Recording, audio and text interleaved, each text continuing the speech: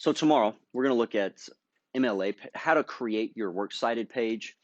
But honestly, I can preview this stuff now because you maybe you want to start your MLA or your works cited on your own.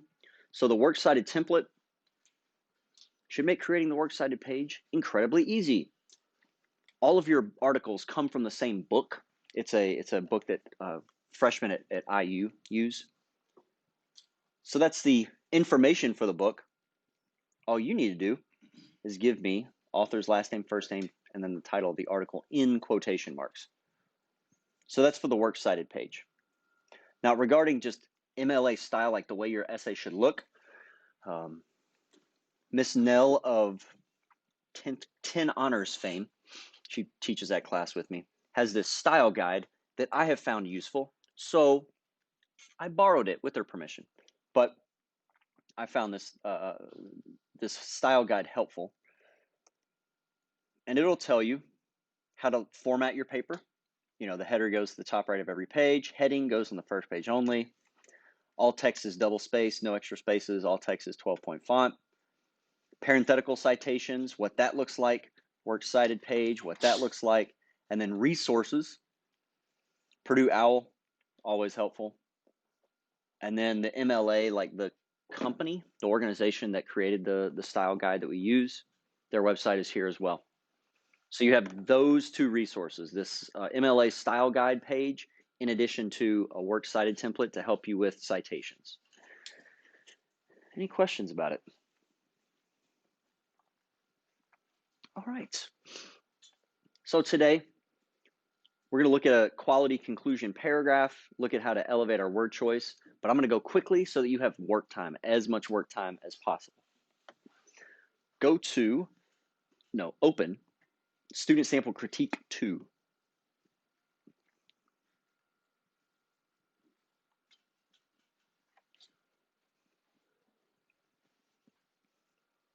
A student last year wrote this essay, I think second period student.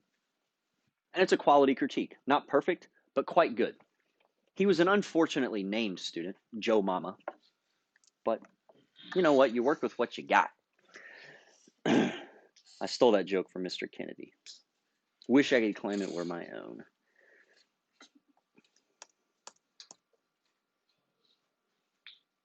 So we're going to look at how Joe Mama creates his conclusion. But first, let's look at the introduction, just to remind ourselves what a quality introduction ought to look like. So in the first few sentences, you should introduce the main topic, or the topic that you're going to discuss. So highlight the sentences that I have highlighted. Give them a color. Throughout the second half of the 20th century, traditional fairy tale princesses such as Cinderella and Sleeping Beauty have become increasingly criticized by feminists for influencing negative gender roles upon young girls, such as submissiveness and a dependence on men. This in turn resulted in a decline in popularity for princesses as they became viewed by the general public as relics from a bygone era. We're going to give it that color. Then our student mentions Poniewazek's article. So first introduce the general topic, then give us a brief introduction of the article. However, during the early 2000s, princesses made a comeback in pop culture. To explain this comeback, writer and television critic James Poniewazek uses his article, The Princess Paradox, to investigate how princesses changed to become accepted by modern-day audiences. And then our thesis. And notice in the green sentences how the student uses that formula I showed you. Author uses X to accomplish Y. In the Princess Paradox, Poniewazek, the author, uses a hypothetical scenario and comparison. So you think of it as X1 and X2. Uses this move and that move to do what? To define modern-day princesses as a combination of traditional fairy tales and modern-day values. Quality introduction. And thesis statement. Uses this move and this other move to accomplish this goal. We looked at the intro first because you need to know the moves. Okay, what two moves does this student analyze in his paper? Highlight them or put them in bold on your text.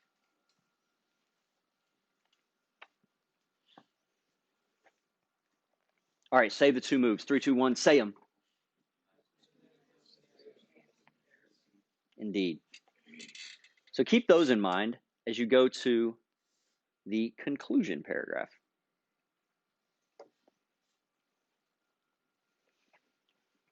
With the conclusion, you should highlight it. What are the different pieces to it? Our highlighting won't be exactly the same, not for everyone, but there's still different, you might think of it as like Tetris pieces that are put together to make this conclusion work. Try to find the different pieces. I personally found 4 different sections. You may find 3. Start highlighting. Go. Reread the conclusion more than once if you need to.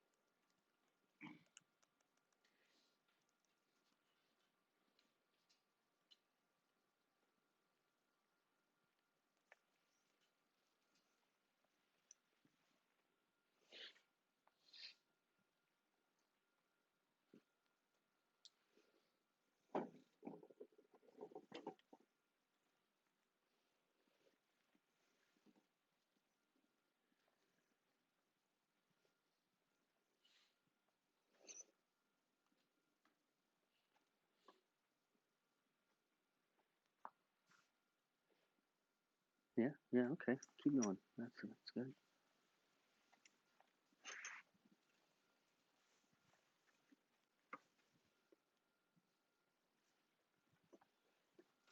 Go to the conclusion paragraph. All right, here. Read it again, and figure out what are the different pieces to the paragraph.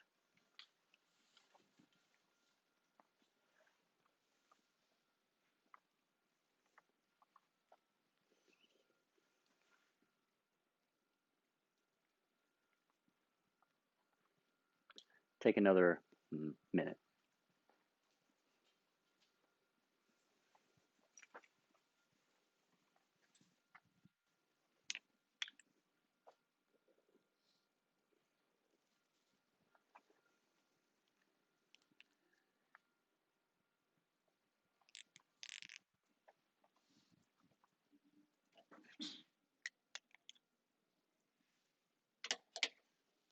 Thirty seconds.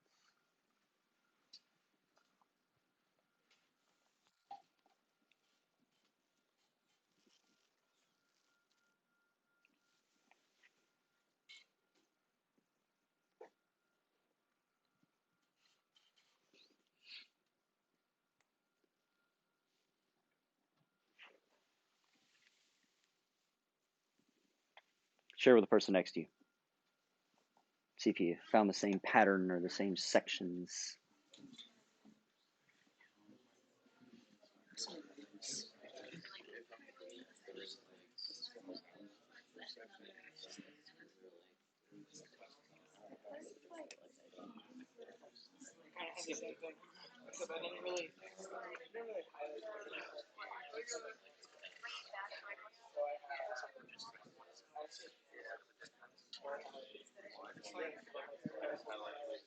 So what do you see is different between yellow and green?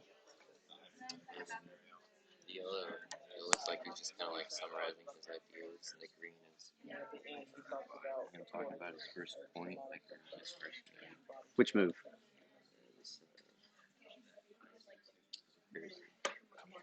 Which one? comparison. Compare. Okay, so you see comparison in the green. All right. Check yours against mine. So I agree. Comparison. Nick. Yep, right here. First sentence I see as just a general statement about Ponywazick's essay. Now, what happens in the yellow sentences? What do you see at? Yeah.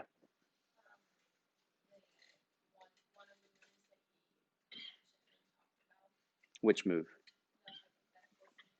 Okay. So we see in the yellow, he just reviews his main points about hypothetical scenario. And a note, if you read the whole essay, you'll notice he doesn't repeat himself in the sense that he just copies words from his critique paragraph and puts in the yellow sentences. He he reviews his ideas but with different words. Green sentences. What do they do? Taylor?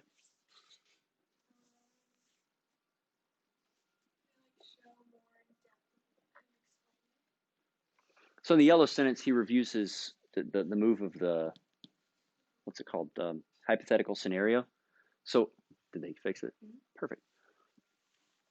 Further, he begins his argument that modern day princes are not as harmful as they were through a comparison. So first move, hypothetical scenario. Second move was comparison. And now he reviews the comparison, right? And then I see in the bottom blue, he's returning to talking about the essay as a whole.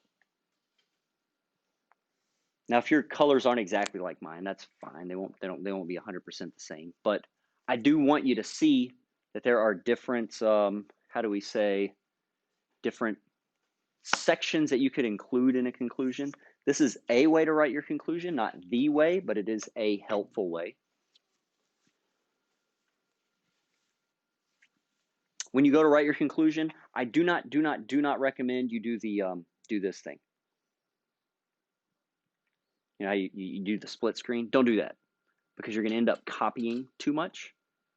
So what I recommend people do is I recommend they read the text that gives them some inspiration and then close it. Don't look at it again. Create your own conclusion without this one being open. That way you avoid plagiarizing. So first we talked about conclusion paragraphs. Next, how to enhance your word choice. You want to open this file and go to this list of verbs. I gave you a list of verbs, some quality collegiate level verbs, because if you want to sound more academic, you want to write with a collegiate tone, fix the verbs. If you look for nouns that you can make sound more fancy, you're going to end up making your sentences confusing. Like the noun menagerie. Do you know what this noun means? Do you know what it means? Do you know what a menagerie is? It's a zoo. More or less. It's a zoo. So just use the word zoo and don't make your sentences fancy by saying menagerie. That's the nouns. The verbs, though, you should enhance. So instead of saying that the author talks about, say the author discusses. Instead of saying Edelman deals with, say that Edelman confronts or Edelman challenges. Instead of saying what? Instead of saying get should never appear in an academic paper. Instead of saying get, say receive or obtain. But use these kinds of verbs. Instead of saying that the author, Worley doesn't like the stereotypes against overweight people, pick something else besides doesn't like. Say that she criticizes them or challenges them or opposes them, repudiates them. Use these kinds of verbs to enhance your word choice. Questions?